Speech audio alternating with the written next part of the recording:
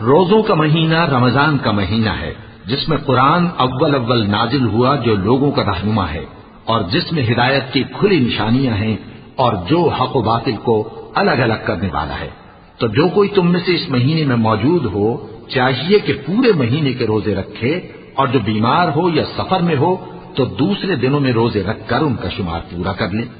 اللہ تمہارے حق میں آسانی چاہتا ہے اور سختی نہیں چاہتا،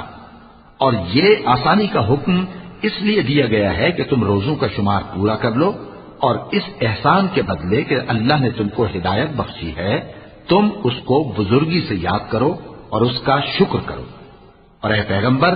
جب تم سے میرے بندے میرے بارے میں دریافت کریں تو انہیں معلوم ہو کہ میں تو تمہارے پاس ہی ہوں، جب کوئی پکارنے والا مجھے پکارتا ہے تو میں اس کی دعا قبول کرتا ہوں۔ تو ان کو چاہیے کہ میرے حکموں کو مانیں اور مجھ پر ایمان رکھیں تاکہ نیک رستہ